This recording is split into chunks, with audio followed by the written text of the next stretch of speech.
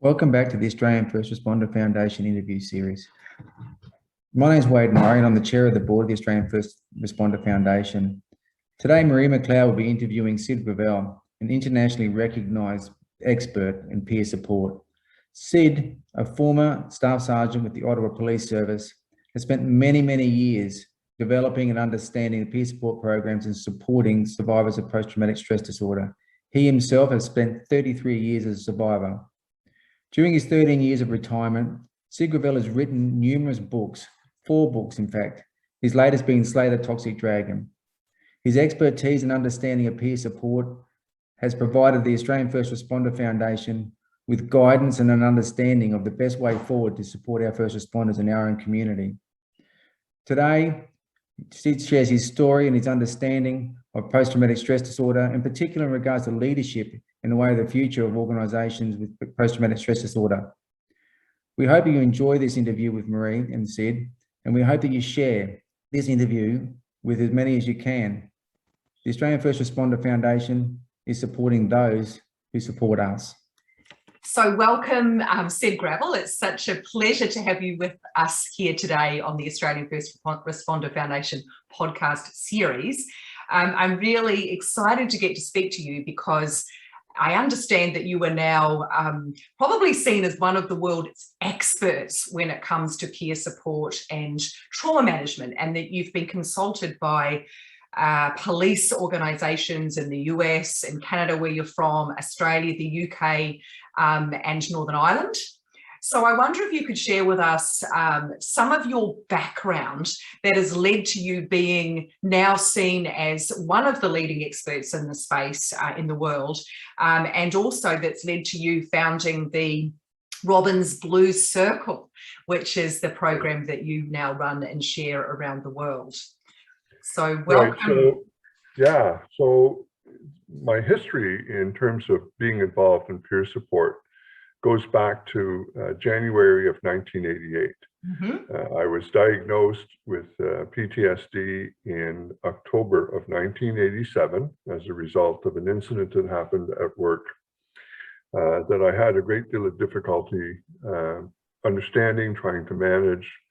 I was not reacting very healthily to the incident, and in fact, I was shutting down in terms of my interest in police work, family life, responsibility, decision-making, the ability to get a good night's sleep, eat properly, a little bit of abuse of alcohol. So all of the signs and symptoms were there, but not knowing why there was that sudden change, other than I could pin it down to that one incident that really was a nightmare for me. And I eventually met with a psychologist. And it was interesting because the psychologist I met in 1987 was involved in working with Canadians who had been involved in the Vietnam War. So he was dealing with a lot of what he called shell shock from their experiences as volunteers to the Vietnamese War.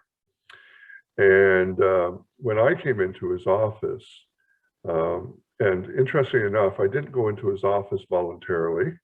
It was it was my wife who basically recognized that I was not behaving like the man that she had married. Interesting. And she talked to me about maybe I should speak to someone, and so she introduced me to a doctor of psychology. And from the moment I met him, within minutes, I suddenly felt better. Because the first thing he did is he sat me down in front of him, he looked me right in the eye, and he asked me what was going on, and I shared with him what I thought was going on. And he says, "You're behaving exactly the way you should. You need to stop fighting it. So let's talk about how we can move you forward. And you're going to be fine. Believe you me, I know you will be." And I believed him. And I believed him with good reason, because he was very forthright in being comfortable with the uncomfortable. Mm. And it made me then feel comfortable with that. So we had many conversations between October and the end of December. He spent a lot of time with me. I'm pretty sure he opened up the schedule book a lot more for me than he would normally, because I think I saw him almost every week. And finally, he said to me at one point, would you like to speak to other police officers who have been involved in the same thing as you? And I said, well, there's not many of us. So just to give a quick overview, I was involved in the shooting of a suspect. It was duty related. It was part and parcel of what I was expected to do. And, you know, subsequent to that, I was considered to have done exactly what I was trained to do. But I was devastated by it. So I didn't talk to anybody, because the first thing they tell you is don't talk to anybody. Oh, gosh. Because you're under investigation for use of force that ended up with the loss of life. And you may be charged minimally with manslaughter, even though it's duty required. So I didn't talk to anybody. I had a hard time talking to my spouse about it, actually. And it wasn't until I met the doctor that I was able to speak freely. And then getting back to my point, he said, would you like to meet others who have been through this? And I said, well, I don't know that there's any others that I know of. It's such a rare thing to do at that time. You know, there weren't many Canadian police officers that had used lethal force. And he said, well, I'll arrange for it.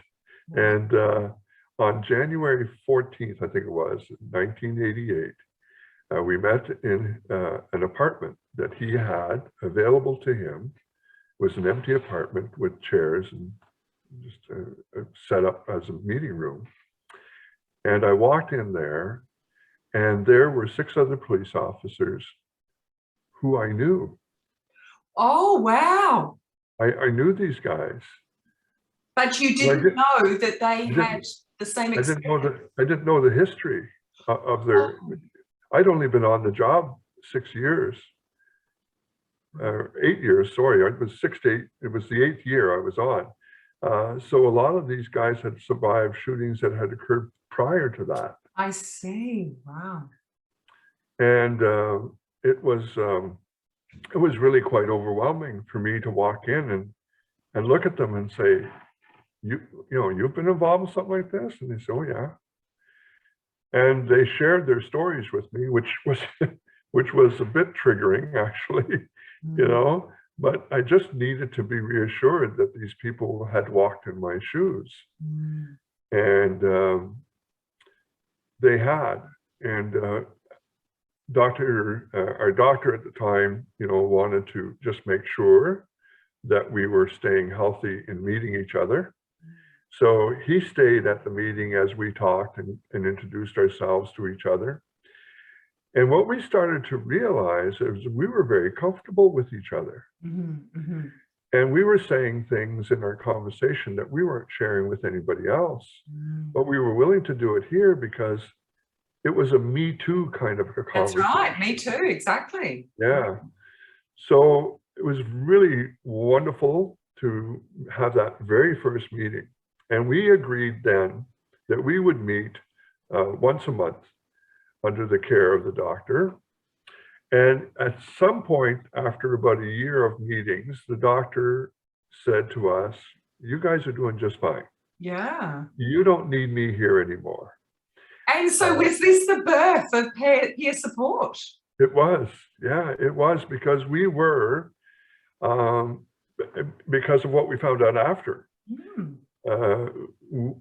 We were the only peer support group involved for police officers involved in lethal incidents in Canada as a result, because what happened over time is we started to let people know that we were around.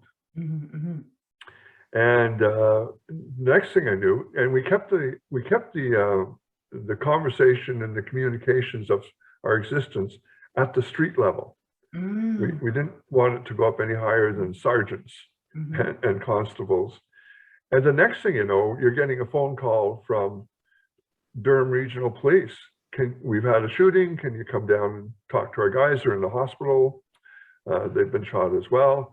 We have an officer up in Kapuskasing. We have an officer in Montreal. We have an officer in Vancouver. And the next thing you know, we were talking to well over 100 officers throughout Canada who had no one else to talk to except us. And we suddenly realized that peer support has no geographical boundary. It really is about being able to connect with somebody who can understand you. And it was interesting because we didn't have the technology then that we have today. That's right. If we got 5 or 6 guys together for a peer meeting and we had a new member, say from Montreal or from Edmonton, we had a telephone that we put in the middle of the boardroom table. Those polycoms or whatever in the old days. We put the telephone on speaker. Wow. And that's how we exchanged information, and we spoke to each other that way. And so I imagine that most of you, as you had done, had sought professional help. Yeah. But what you found was this was a whole other level when you connected with people who, to use your words, had walked a mile in your shoes and had experienced, whether it might not have been exactly the same, it was enough exposure to something similar that you felt that solidarity, you felt that me too. And so how is it important that we have both professional and peer support? Yeah, so the doctor initially was very important because we needed to learn how to talk to each other and how to manage this peer concept, this peer meeting concept, because none of us had ever done peer support. So the doctor referred to it as a buddy system, right? So let's become buddies and let's share our growth together. Well, sometimes the growth was a bit painful. You know, the reveals were a bit painful, but what we started to realize is that when somebody was having a hard time, we became like a band of brothers. We just stood up for the person and gave them whatever help they needed, and we didn't even hesitate. And it got to the point, like, for example, if somebody couldn't sleep because they were having nightmares as a result of their incident, I would be just as comfortable calling as I would be answering the phone at 3 o'clock in the morning and meeting at the one coffee shop that might be open 24 hours a day. It's not as if we had a whole lot of them in those days. We would meet at the coffee shop that was open 24 hours a day and have coffee with them at 3 in the morning. Wow. Just to keep them company. And we did that for each other. And we never really became friends to the fact that I knew their families and I knew their children. Frankly, I didn't know much about them that way. What I knew about them, though, was very personal, and it was what almost destroyed each of us. Yeah. Wow. And so we concentrated on the friendship of that. Now, what was interesting here, Marie, is at some point somebody said, why don't we take an oath? Why don't we take an oath to help each other get through this career, because there's only each other that knows what we're going through. So let's take an oath to help each other for as long as it takes. And we did that. And I am very pleased to say that of the 7 original members, all of them retired from their complete 30-year careers. Wow. We all How did. would that compare with the statistics, do you think, of people that may not have found that solidarity with peer support? Well, we have an awful lot of police officers today, you know, who are struggling with depression, anxiety, various components of PTSD, who are not able to work Don't make it through. You know, and as far as I know, with the group that we had, it was about as intense as it got in terms of being traumatized. And so you were able to scaffold each other, and everyone finished out their career, regardless of the fact that you'd endured arguably the worst tragedy you could as a police officer.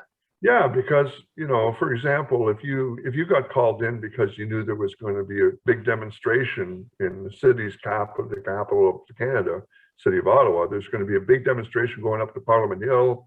So they called in 300 police officers extra to watch the crowd control.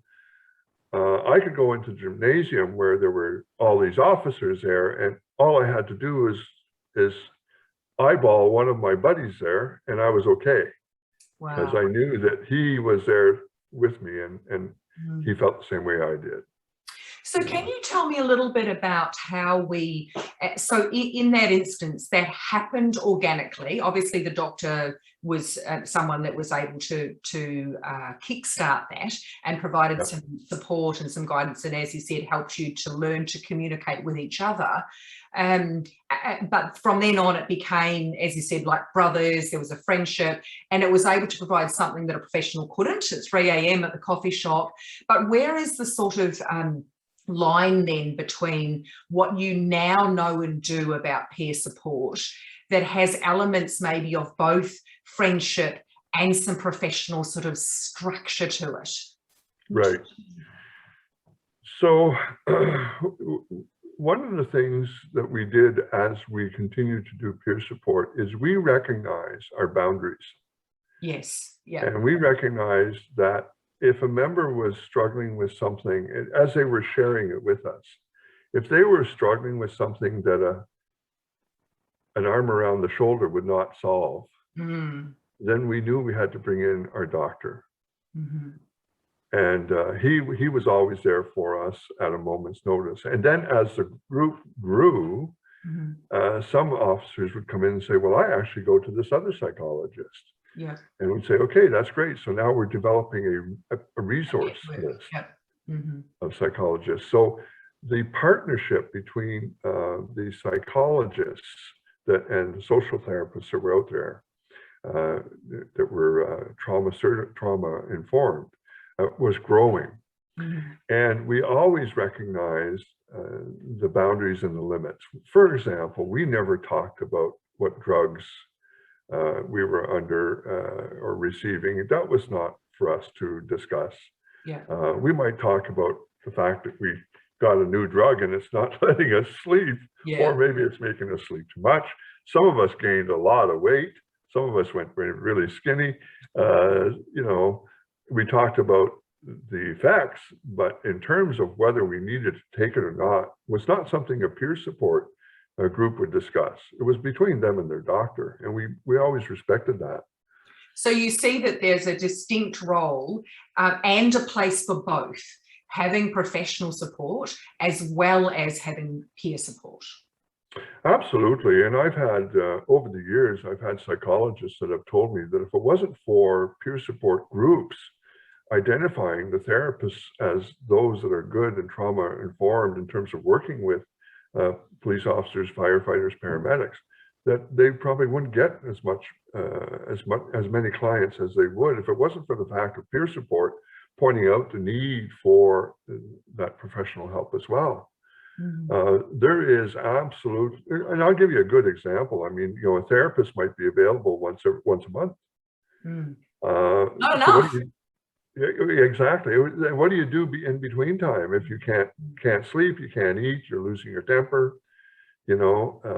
That's where the peer support comes in, and or you have to go shopping and you've become recluse, and the therapist is working at getting you to become more social, because it's important to connect with the community again, because we have a tendency to hide within.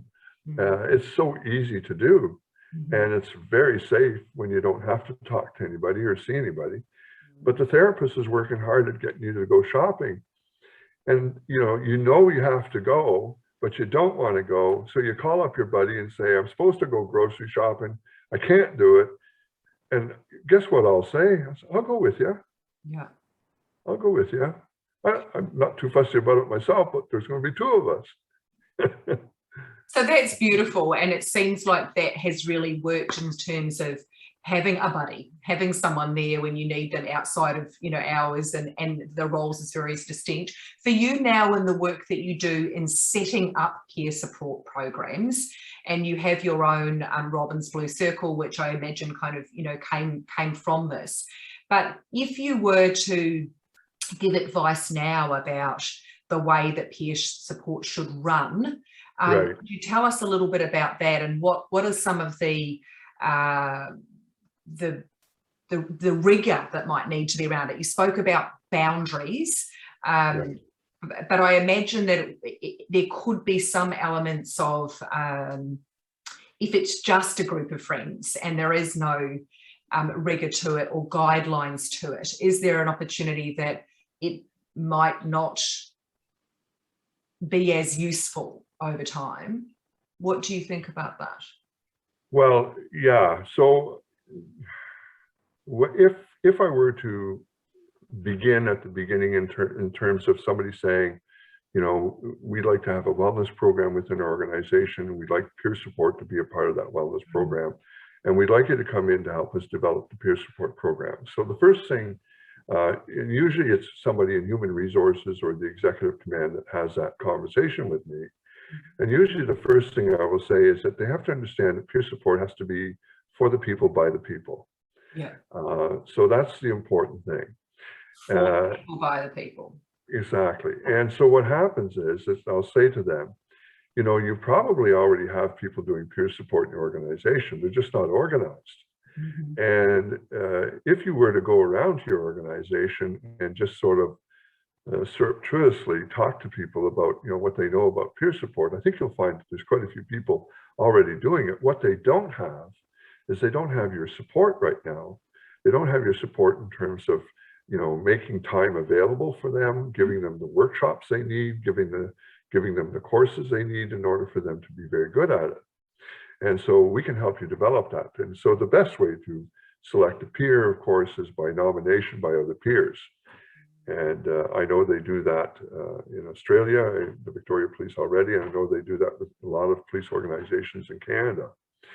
So the nice thing about being nominated by a peer is that you've already indicated that you're very good at doing what you do. You might not know that you're a peer support worker, but people trust you and they're comfortable with you. So you get nominated, and then you have the option of accepting the nomination or not. But you choose to hold off on whether you make that announcement until you maybe have an assessment by a psychologist to see if you're healthy enough to do peer support. So they may do an interview just to see if you're not carrying some baggage too close to the surface, right? So to put it that way. And they may say, you know, at this time, considering everything that's happening in your life, I would suggest that maybe this isn't the right time for you to do peer support work. You're already dealing with enough difficult things in your own life. Maybe in a year's time, you might want to reconsider it. So there is a selection process. That is one of the rigors that you would describe that's needed, is that there is that it's important to select people by shoulder tapping them based on what their peers nominating them, but then they need to go through a process of assessment to make sure they're ready and they're in the right headspace to be able to support others. Exactly, because, you know, one of the things that it's very, peer support in the policing world is considered one of those very not dangerous, but it's very susceptible to harm, especially if you're a peer supporter who's empathetic, because you've walked the talk kind of thing. So we suggest that an assessment by a psychologist or a social worker, just to get a sense of where they are, is not a bad idea. And if they get to go ahead, then again, see, the nice thing about this is that they haven't said whether they want to accept the nomination or not yet. Mm-hmm. And so if the psychologist has a conversation with them and says, maybe this is not the right time, all they have to say is, you know what, I think I really appreciate you nominating me, but I think I'll pass for now. Yeah. Yeah. And it's just, so once you have those people that have been nominated and they're willing to do it and they've been assessed as being in the right headspace, what happens next in terms of getting them ready and equipped to be peer supporters? Right. So then, of course, there's the selection. You've completed the selection in terms of, okay, here's how many people we want, and here's how many people we want per district or per station or per unit. That's something that they can decide. That's an administrative thing. So what we used to do between 1980s and 90s, leading up to 2014, about the best peer training we could get was critical incident stress management training. which includes a component of peer support. Mm-hmm. What we found over time, though, is that critical incident stress management peer support is specific to a critical incident. Yes, yes, at yes. work. We, over time, started to realize that peer support is not restrained by a critical incident. Mm-hmm. There's a lot of other things that happen in life that can be traumatic, that affect our work, and have nothing to do with a critical incident. So how do you start peer support under a critical incident stress model when the person's having a traumatic, dealing with an addiction, or a marriage breakup, or a bankruptcy, right? So these are different it has to be things. more holistic. Is it more holistic rather than just focusing on that one incident? Or it may have been a series of incidents for some people, and that one of them breaks the camel's back. But what you're saying is that we need to provide holistic support for people's lives. Yeah, exactly. So, for example, you know, and sometimes time disconnects a person from the critical incident. So, for example, you have a critical incident that happens in 2009. And they don't collapse until 2016. And suddenly they're being diagnosed with PTSD. They recognize that it's an incident that might have happened in 2009, but the critical incident stress management process has now shut down. It's moved on. Yeah. And so what you have available to you now is a peer support system that you can put in place by peers who have been there in that kind of a situation, or understand living with trauma that happened years ago, and can support them through the process without them really being tied to the critical incident. And so are you saying that you started off using that training because it was all that was available at the time, but you recognized the limitations? And did you then, is that what led you to create your own program? Yes. So what happens, we started initially to have our own discussions, and it kind of happened where I was asked by the First Nations people, they were dealing with suicides in Quebec and Northern Labrador. And they were concerned of suicide ideation and suicidal behavior from their first responders within the First Nations community. Many of them were fly-in communities in Northern Quebec. So they asked me if I would be able to give them some training on how to recognize the difficulties they were going through and support each other. I wasn't going to be doing a workshop on suicide ideation or suicide awareness. That there's other people that can do a better job than me on that, and so I concede that. But I could teach them how to support each other, even though they were disconnected by hundreds of miles, and many of these communities were fly-in communities, but they could still talk to each other. So I developed a 3-day peer support workshop based on everything I had learned from the previous 20-some years working with police officers. And it was a very successful 3-day workshop, and it ran for 3 years. For them. And then in 2014, the Mental Health Commission of Canada came up with this. Guidelines for the practice of training peer support. Oh, okay. So the Mental Health Commission of Canada then came up with guidelines. Absolutely. And it was the greatest gift they ever gave us. Wow. Because now we had something that was made in Canada, it was evidence-based, and it was a guideline. Fantastic. And so I grabbed the guidelines, I read it through very carefully, and from an instructor's point of view, I said, what can I teach about peer support in referring to these guidelines? And I identified 17 objectives.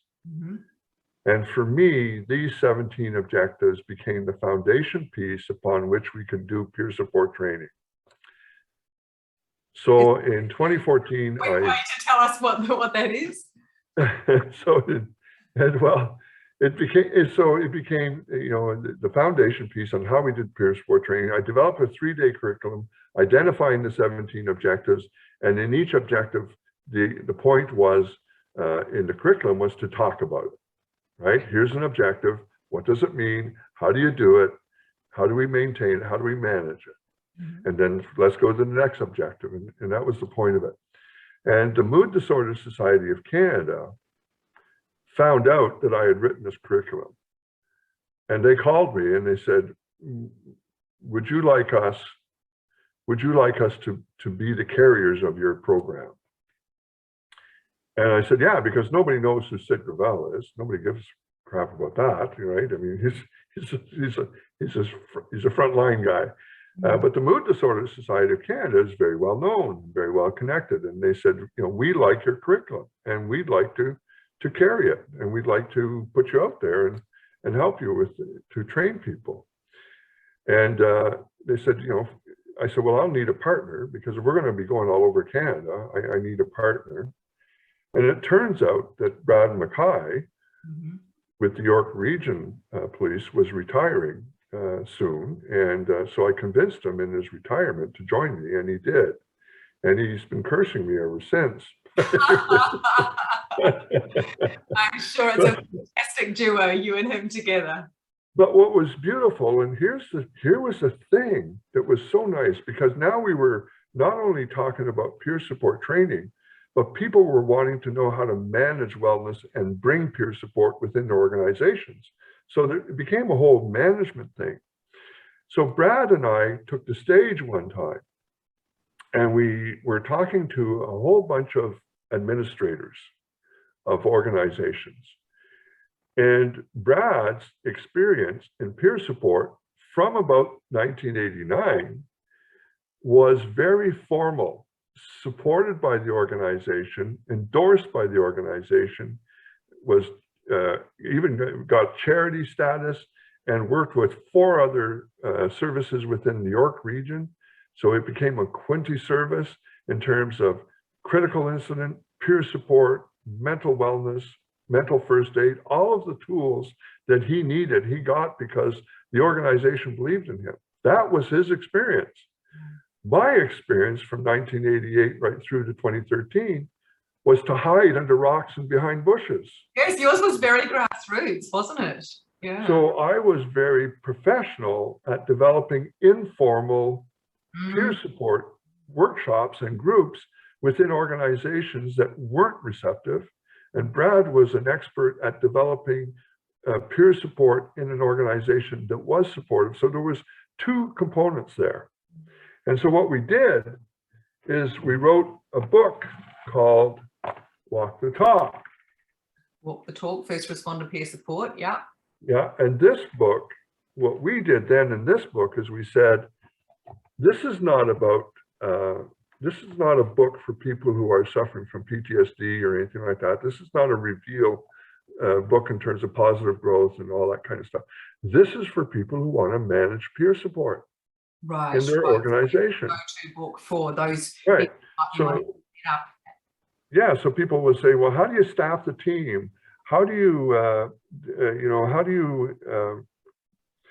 do you manage CISM team and peer support working together? How do you build trust within middle management?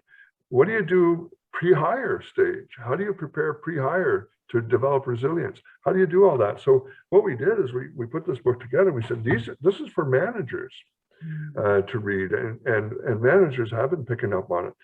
I know because we get phone calls from them saying, we're reading your book and we just want to clarify something. Oh, isn't that fantastic? So your work has now gone far out into the world. And I was, you know, I know we spoke earlier about the fact that you've just come off delivering workshops in Northern Ireland and you've been having to be up at 3 in. So knowing all that you now know, what advice would you want to give to I guess we've heard quite a bit about the evolution of peer support because you've been involved in that for so long, right before it was really a thing, I guess. It happened quite organically.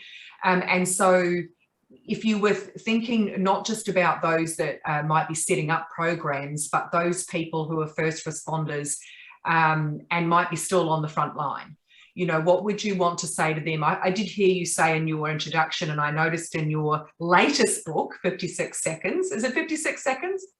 No, 56 Seconds was my first one. That was your first book, excuse me. Yeah, we've written 4 of them actually. So there was one book that we wrote, How to Survive PTSD and Build Peer Support. Oh, you've been prolific in writing books. This was my second one. Walk the Talk was my third one. This one was written with Brad. Yeah. And then we just came out with this one a couple of weeks ago.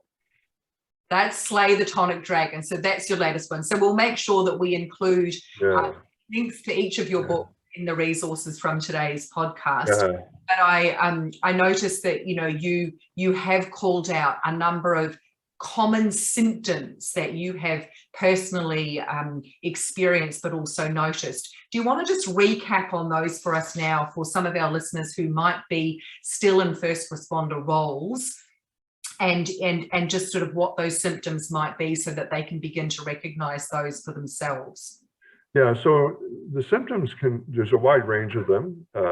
Most of them are now recognized with the DSM-5, and so they're acknowledged in terms of that. But, you know, when you start to see, you know, let me put it this way. My spouse said that she's been married to 2 different men, but only got married once. Nice. And that's the best way I can describe that pivot point when suddenly you know that there's something wrong.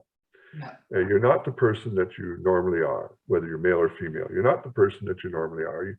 One thing that I found is I forgot to smile. I couldn't smile anymore. I didn't want to see anybody in my life. I didn't want to go to birthday parties or socialize. I didn't want to go shopping. I didn't want to make a decision that might affect somebody else's life, because the last time I made a decision, somebody died, kind of thing. You get that rolling in your head. You can't sleep at night because you wake up thinking about that incident over and over again, or that series of incidents over and over again.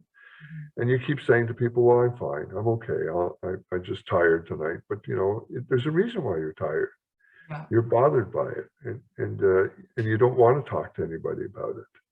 And you have a tendency always to say, I'm fine. And if you find yourself saying I'm fine a lot of times because people know enough to ask, then there's a pretty good chance you're not fine.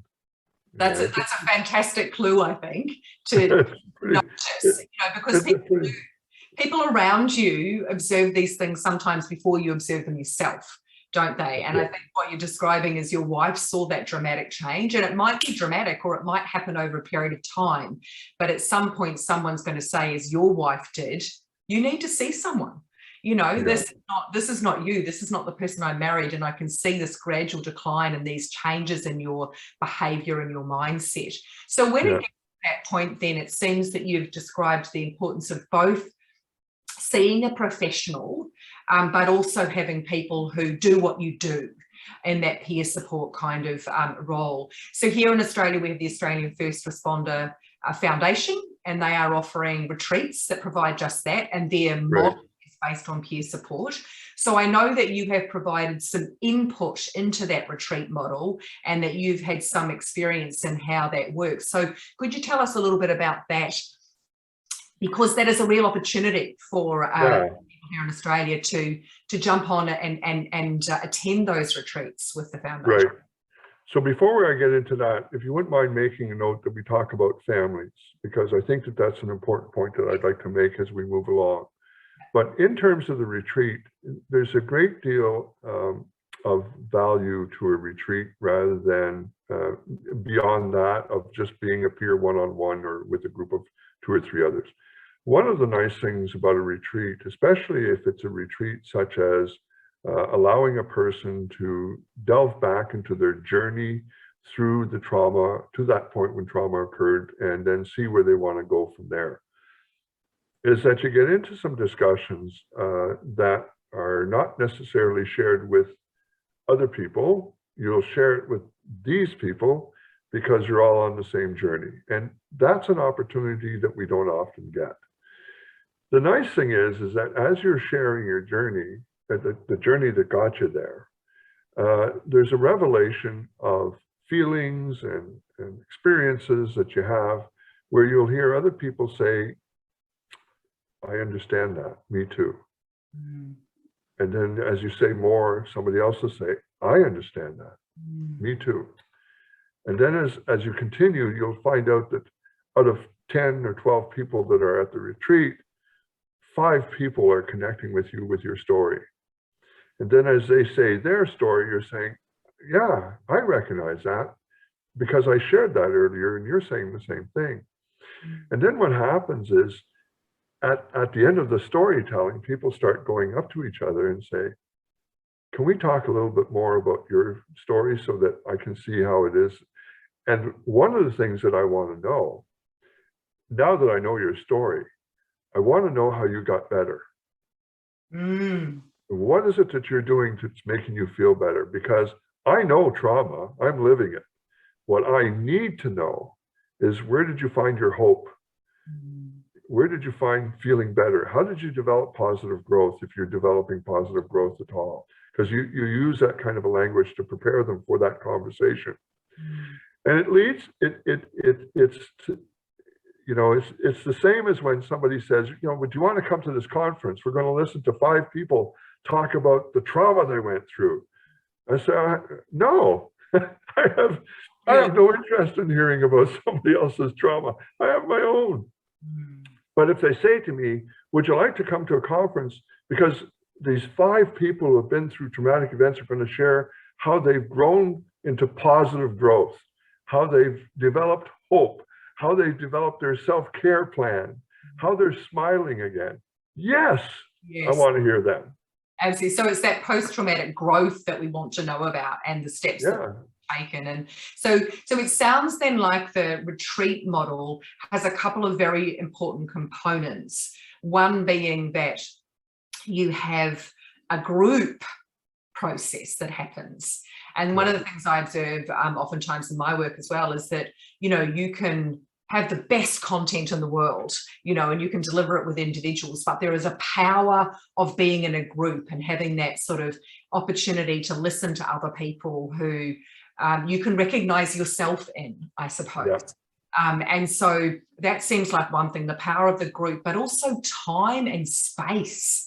Like on a retreat, I imagine that you have time to let all of those things unfold. It takes trust, it takes psychological safety, it takes being away from your normal environment, and it takes the opportunity at the end of the session to be able to have time to go up and say at the morning tea table or the dinner table, tell me about your growth, tell me about the steps. And so it sounds like a retreat might offer those things in a way that regular peer support, where it might be one-on-one or it might be just shoulder to shoulder, when you're in the workplace or out on the job.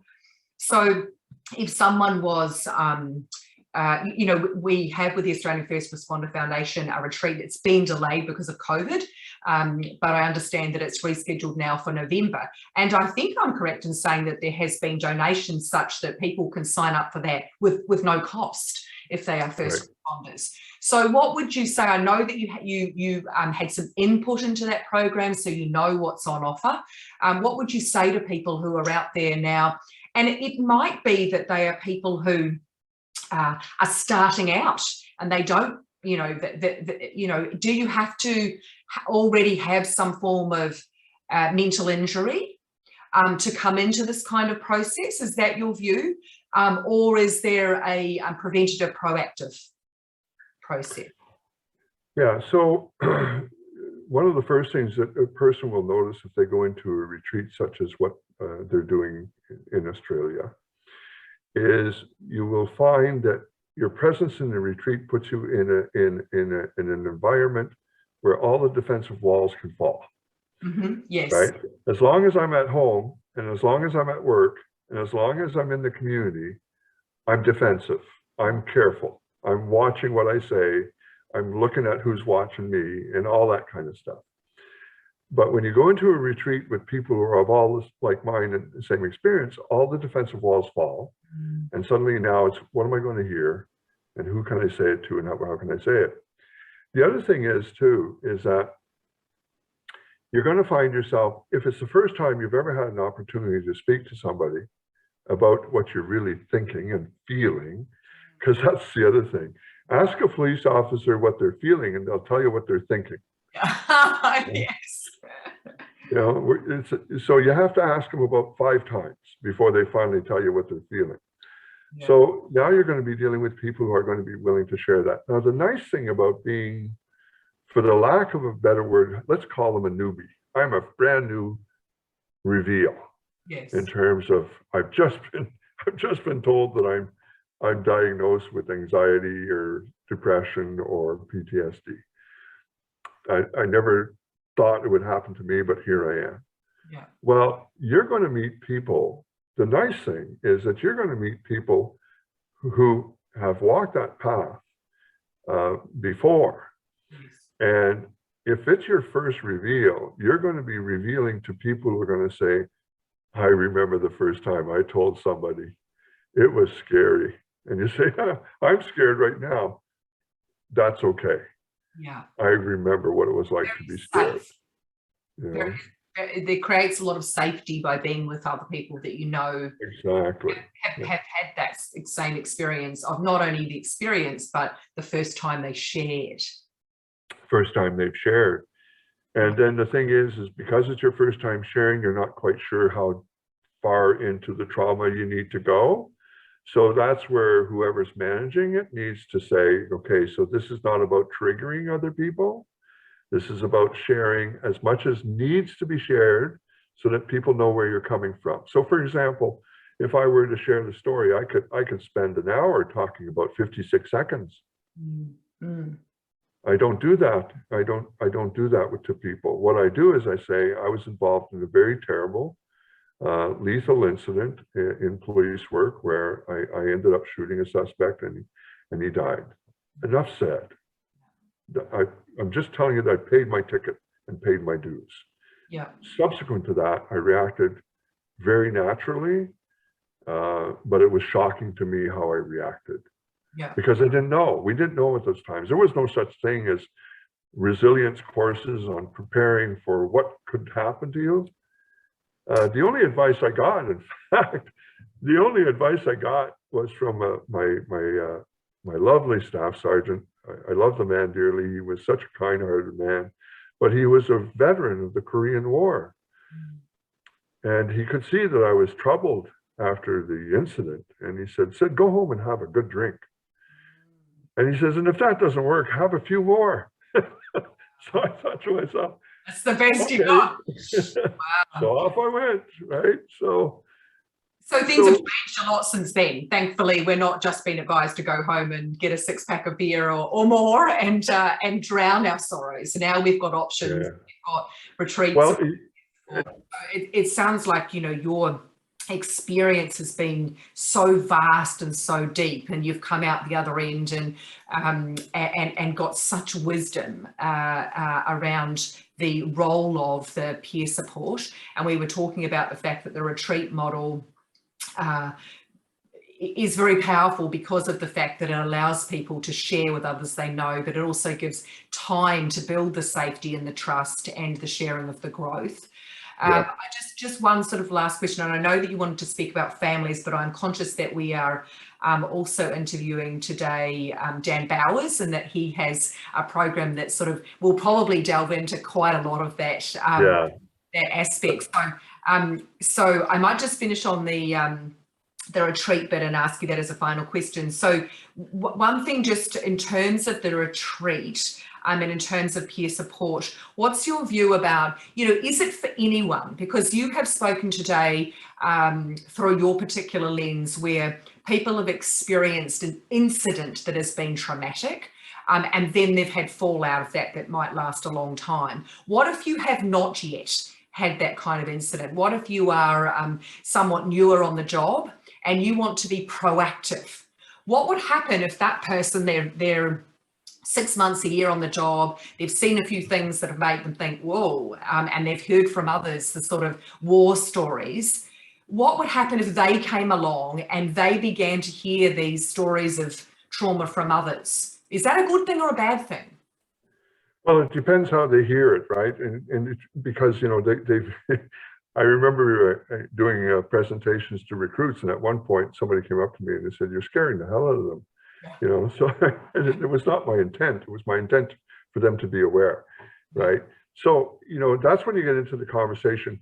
There's a story of a doctor who had several police officers coming in who were badly damaged as a result of a culmination of calls over the years.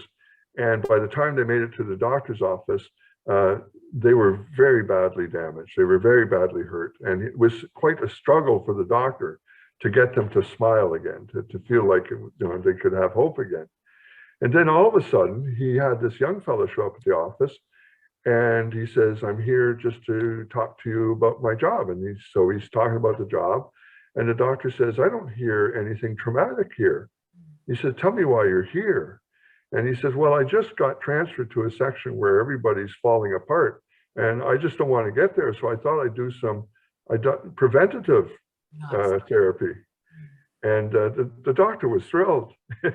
And so it led me to tell people that we have a responsibility to our mental health the way we have a responsibility to the health of our teeth and our bodies. You know, we don't let our teeth rot before we go see a dentist, and we don't let our teeth get so bad before you brush them. You work at keeping them clean and healthy, and you go visit once a year because you want to stay healthy. We can do the same thing with our mental health. Yeah. Yeah. We can go to a doctor and say, "I just want to make sure I'm staying healthy," you know, and they'll give you some exercises. So that means that if someone's listening in and they're thinking about, would this retreat be for me, or is peer support for me, and they haven't experienced trauma yet, they can come and they can be side by side others that might have had those experienced, and they can be, what do we say, alert but not alarmed. You know, they can be alert to the dangers, but they can begin to learn from those people and from the facilitators through the program. What are some things that they can do to stay well, to watch out for warning signs, to develop a plan if things start to go wrong? Is that how you So I would be cautious there in terms of, you know, mixing the two groups together too quickly, because there's a big difference between empathy and sympathy, right? In terms of my experience is lived, and you're wanting to hear my experience, but you haven't lived. So that conversation, it can be difficult. So in terms of a retreat, for people who are suffering and need an opportunity to let loose with people of like mind and similar experience, that's a group. You can also have a retreat where the purpose of the retreat is to have some members share what they went through, with the majority of people wanting to learn from those experiences. And that becomes a different format. And I'm sure that that's something that they've discussed with you in terms of how it's set up, so that wherever you are on that mental health continuum, or wherever you are in your career as a first responder, that there will be a way to safely respond to it. There's a way. It's just a matter of how is it formatted. Is this a form? Are we formatting it to help develop resilience? Or are we being reactive to the fact that the damage has been done, right? And we're trying to help people. I believe that it's about early intervention and the preventative kind of things, but I think that, you know, both are needed, and I imagine over time, you know, where there's demand for that, there will be the possibilities of those things. So as a segue to Dan Bowers, because I know Dan very well, he's a sweetheart of a man. You'll enjoy the conversation. As a segue to him, I just want to share that one of the pieces of advice that we now give police organizations, paramedics, firefighters for sure, is that for far too long, we have not included our families in the conversation about what it is that's going to happen and could happen to them in so far as their work is concerned. And when the families are not involved, they get scared. And sometimes as well, because they don't understand, they create sanctuary trauma, where the person doesn't even feel safe at home because the family doesn't understand what they're going through. So if the family is introduced to the series of things and the consequences and what that might look like, then they'll know when something's happening. But an important point to this is organizations need to know that if you're going to tell a family that you're there to support them, you'd better have a policy and procedure and guidelines that supports the family when they reach out to you. So don't just tell a family, well, we're there for you. And then the family calls and says, well, who do I talk to? And everybody says, we don't know. Yes. We don't have anybody assigned to this. Yeah. You have to put the investment into it. If you're going to say stuff like that, you need to put the investment into it. The other thing I wanted to say, and again, a little bit of a segue into Dan's work, is that it's not unusual for many of us in peer support. I know Brad gets all these calls the same as I do. It's not unusual for members of the family to call us before the member wants help. Yes. Or acknowledges the help.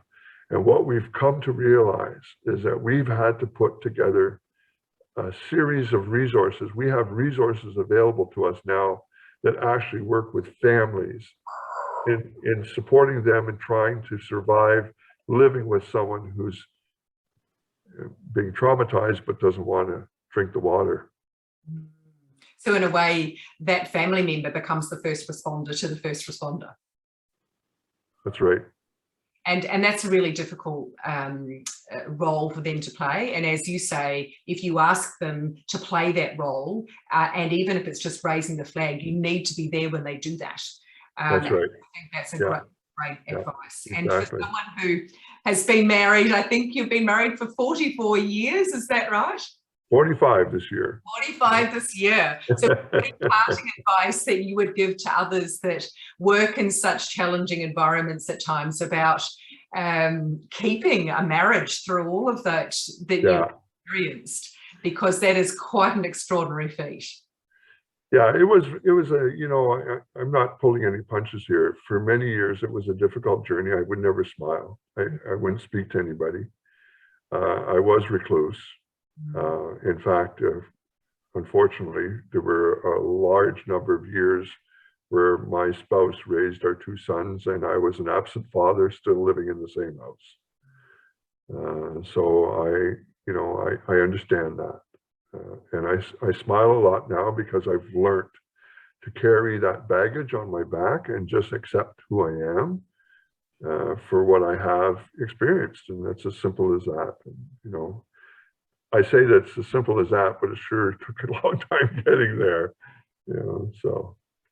So I'm sure that if anyone is listening into this now, that is a very strong motivation for getting help, you know, that if you won't do it for yourself, do it for the others who love you, you know, that's what I'm hearing you saying is that I'm sure you've done the work, but that's a painful thing to admit that your children were essentially without a father. You were there, but you weren't there. You were absent because of the trauma that had been created for you that you hadn't yet found a way to deal with. Yeah, exactly. Beautiful. Well, thank you so much for your wisdom, your heartfelt sharing of your own journey, and for the history that you've given us of peer support from right back in 1988 when it was hardly a thing and it happened, you know, very organically for you, and what you've learned along the way to be able to create the amazing programs that you now have that you're sharing around the world. And we'll be sure to share with people in the resources with this podcast how they can get hold of you and more information about the amazing books you've read. And I've just gotten into your first book. And I was actually reading some of it out to my teenagers this morning. So thank you for all that you do in the world to support others. And thank you so much for being here with us today as part of the Australian First Responder Foundation podcast interview series. Well, it was my pleasure, and thank you very much for reaching out and allowing me to have this time with you. It's been an absolute pleasure, and I'd like to take a moment to thank our technical help, Wade Walker, as well.